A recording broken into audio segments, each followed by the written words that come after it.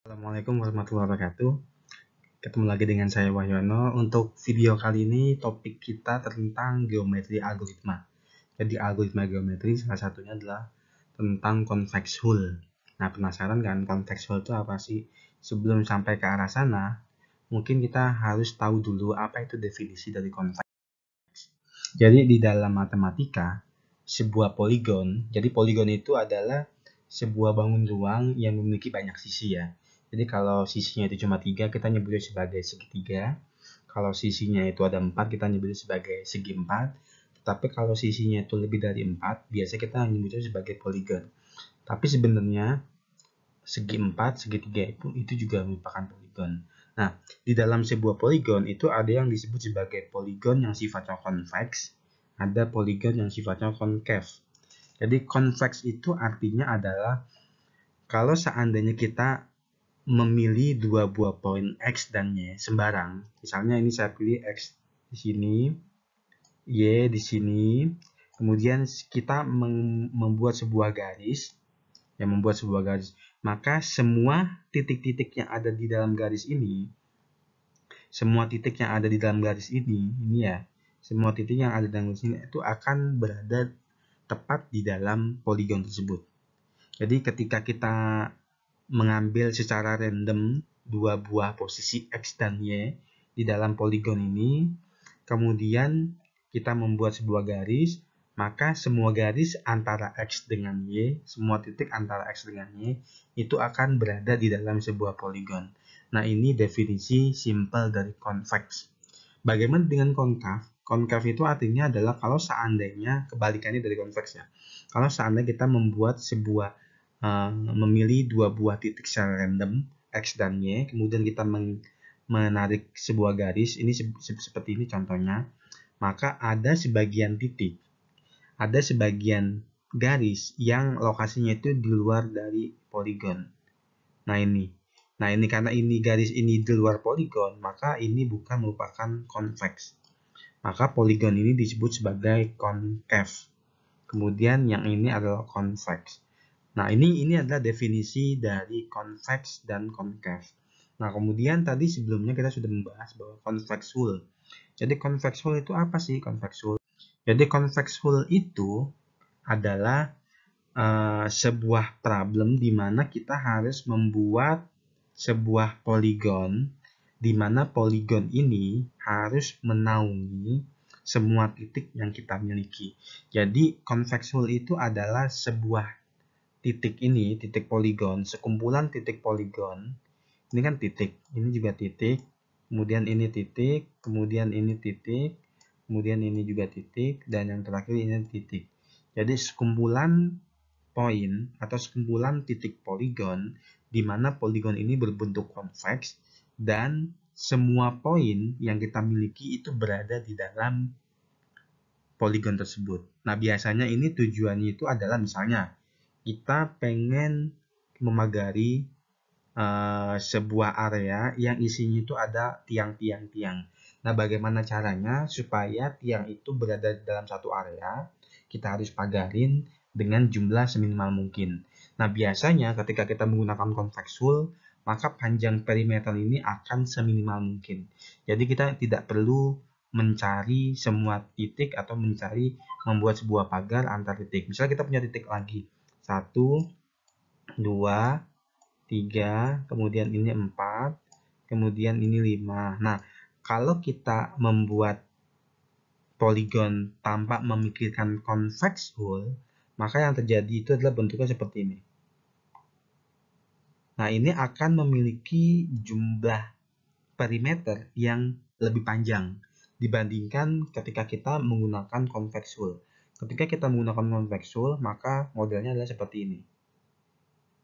Coba dibandingkan, kalau kita lihat, maka panjang dari perimeter itu jauh lebih pendek dibandingkan dengan tanpa menggunakan convex hull. Jadi tujuan dari convex hull itu adalah kita ingin demikian sehingga semua titik yang kita miliki itu berada dalam sebuah poligon dan poligon ini harus berbentuk sebuah convex. Nah, ketika poligon ini berbentuk sebuah convex, maka bisa dipastikan bahwa biasanya keliling dari poligon ini akan seminimal mungkin, di mana di dalam poligon ini terdiri dari semua poin yang kita miliki.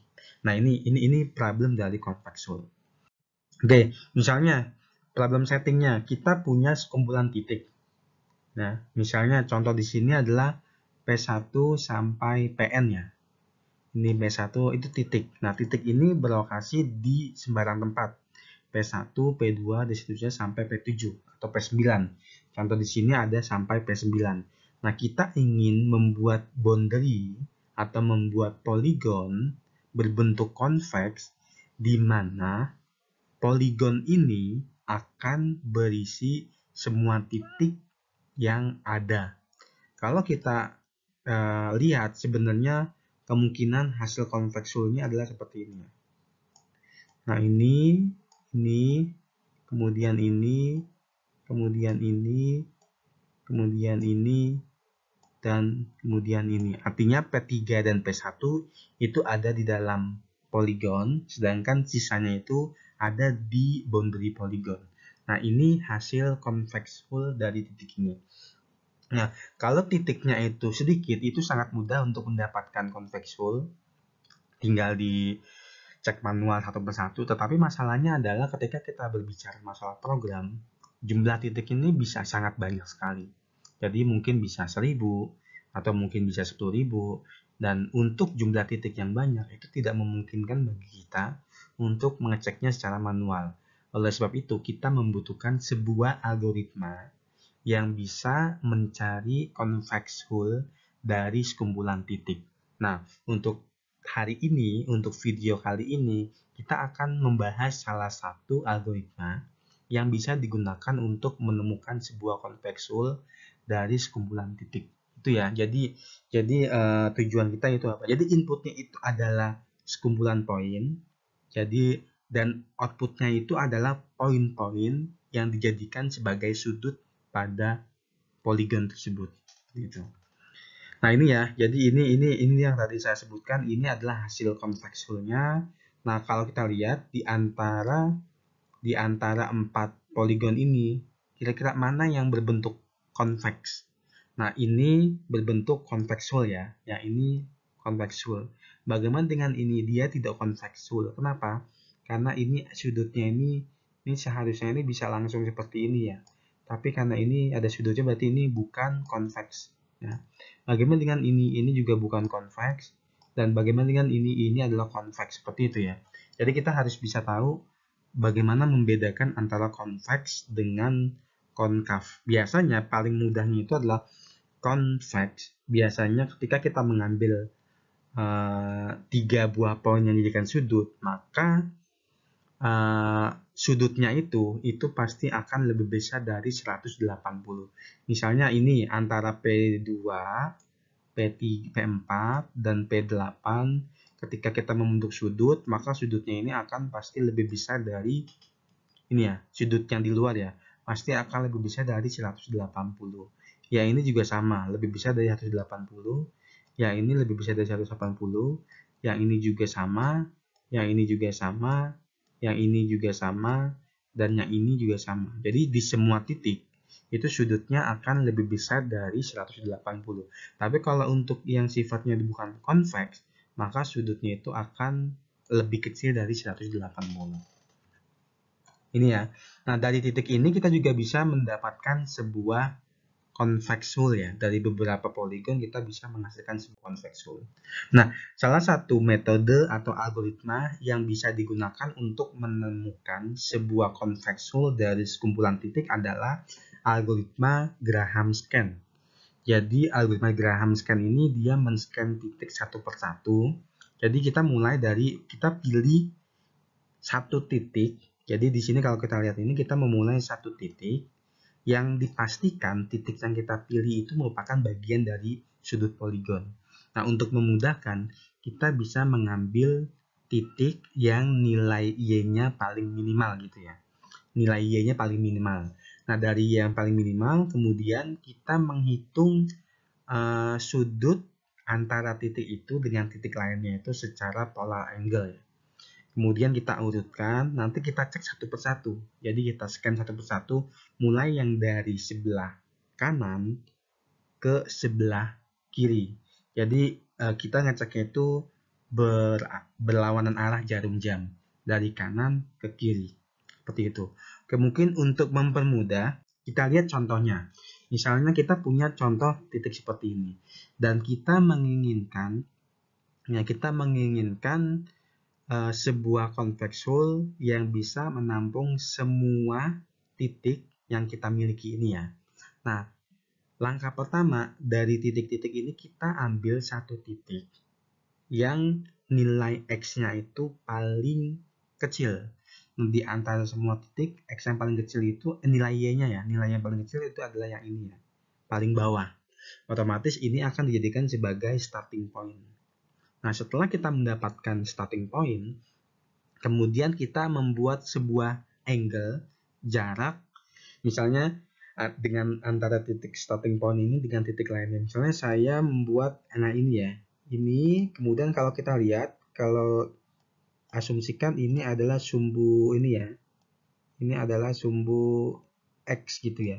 Maka kita akan mendapatkan sebuah sudut. Nah, ini yang disebut sebagai polar angle ya. Jadi ini. Nah, ini kemudian titik yang ini juga kita cari dengan yang lain. Yang ini juga sama. Begitu seterusnya sampai kita mendapatkan angle-angle antara titik awal dengan titik lainnya. Nah, kemudian kita perlu mengurutkan angle atau sudut yang paling kecil sampai yang paling besar. Nah, setelah kita mencoba menghubungkan antara starting point dengan semua poin yang ada, maka hasilnya seperti ini ya.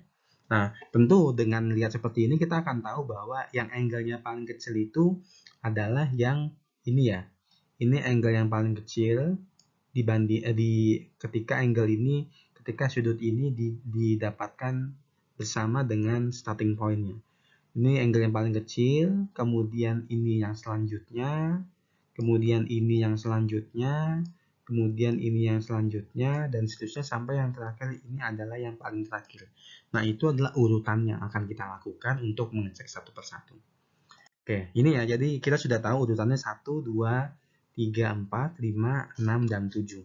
Nah, yang perlu kita lakukan itu adalah kita perlu mengunjungi satu persatu, mulai dari yang nilai sudutnya terkecil sampai dengan yang nilai sudutnya terbesar. Nah, kita mengunjungi satu, gitu ya. Setelah itu kita mengunjungi 2, maka kita akan membentuk sebuah calon poligon, ini ya, calon garis poligon. Kita mengunjungi 1, kemudian kita mengunjungi 2. Nah, kalau kita lihat antara starting point, ini asumsikan ini 0 ya. Antara starting point 0, poin ke-1 dan poin ke-2, sudut luarnya itu lebih besar dari 180. Itu ya. Karena ini lebih besar dari 180 berarti tidak masalah. Nah, selanjutnya kita menuju ke 3 ya. 3, kita menuju ke 3. Ini yang ketiga. Nah, ketika kita menuju ke 3, ini yang ketiga, kita lihat sudut yang terbentuk antara 1, 2, dan 3 itu juga lebih besar dari 180. Jadi ini tidak masalah ya, tidak masalah. Nah, kita cek lagi sekarang, kita lanjutkan dari 3, kita mengunjungi ke 4. Ini ya. Nah, kalau kita lihat sudut yang membentuk ini itu tidak masalah. Artinya oke. Berarti ini tidak masalah. Nah, selanjutnya kita mengunjungi 5. Gitu ya. Kita mengunjungi 5 di sini. Nah, ketika kita mengunjungi 5, sudut yang terbentuk antara 3, 4, dan 5 itu ternyata kurang dari 180 derajat. Oleh sebab itu, karena sudutnya itu kurang dari 180 derajat, kita bisa mengabaikan poin yang nomor 4. Artinya, kita bisa saja langsung terhubung antara 3 dengan 5 seperti ini ya. Jadi ini kita abaikan.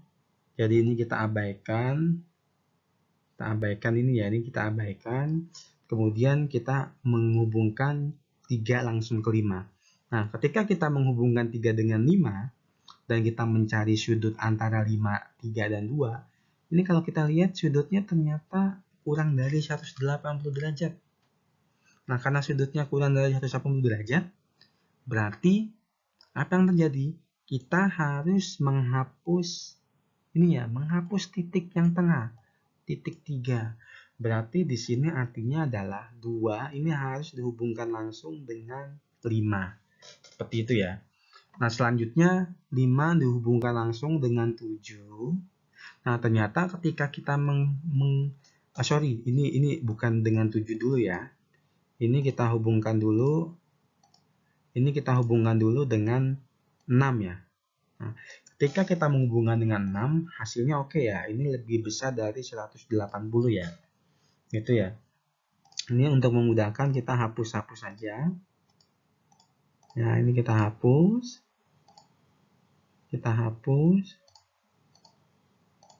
Yang kita hapus nih ya, posisinya sekarang di sini ya. Kita hapus. Nah, ini ya. Nah, sekarang kita cek. Ketika kita menghubungkan 6 dengan 7, ya, ternyata sudut yang terbentuk antara 5, 6, dan 7 itu kurang dari 180.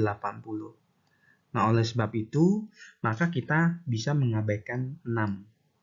Kita abaikan 6, kita langsung menghubungkan 5 dengan 7. 5 dengan 7 kita abaikan. Seperti ini ya, kita sambung. Nah, ketika kita menghitung sudut antara 2, 5, dan 7, ternyata ini ternyata lebih kecil dari 180. Artinya sekarang kita harus mengabaikan 5. Dan di sini kita bisa langsung menghubungkan antara 2 dengan 7 seperti ini.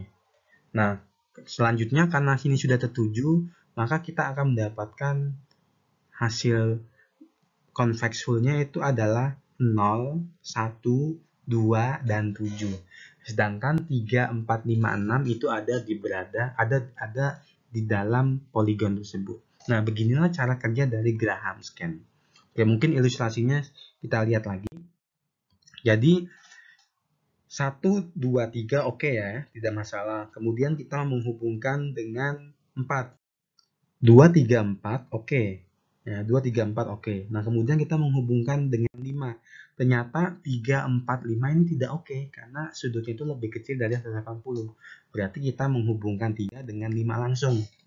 Dan ketika kita menghubungkan dengan 5 langsung, hasilnya itu tidak oke. Kenapa? Karena sudutnya itu lebih kecil dari 180. Berarti kita menghubungkan 2 dengan 5 secara langsung. Gitu ya. Selanjutnya kita menghubungkan dengan 6. Ini sudah oke. Ya, sudah oke. Kemudian kita menghubungkan dengan 7. Ini tidak oke. Kenapa? Karena sudut antara 5, 6, 7 itu lebih kecil dari 180. Berarti kita harus menghubungkan 5 dengan 7. Nah, ketika kita menghubungkan 5 dengan 7 ini juga tidak oke. Artinya kita harus menghubungkan 2 dengan 7 secara langsung. Nah, ini adalah hasil akhir poligon yang kita dapatkan menggunakan konsep Graham scan. Seperti itu. Graham scan. Nah, ini hasil akhirnya ya. Jadi, kalau kita lihat, sudut-sudut di 2 ini lebih besar dari 180. Ini lebih besar dari 180. Ini juga sama. Dan yang ini juga sama.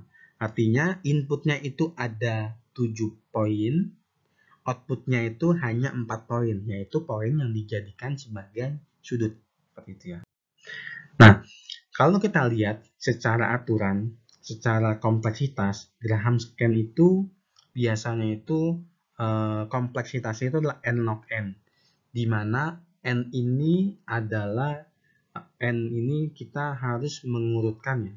Karena mengurutkan angle itu kalau kita menggunakan quicksort atau kita menggunakan merge sort, maka kompleksitasnya adalah n log n. Ditambah dengan ketika kita ngecek satu persatu ya. Ketika ngecek satu persatu itu kompleksitasnya n. Jadi sebenarnya kompleksitas yang murni itu adalah n log n plus n. Tapi karena n ini kita asumsikan tidak tidak terlalu berpengaruh, maka kompleksitasnya menjadi ON log N. Itu. Ini adalah algoritma detail dari algoritma Graham-Scan. Jadi kita mulai dari titik yang paling kecil, begitu seterusnya sampai kita melakukan satu persatu kunjungan yang ada di dalamnya. Oke, mungkin itu saja dari saya untuk topik tentang geometri algoritma, khususnya convex hull. Terima kasih. Wassalamualaikum warahmatullahi wabarakatuh.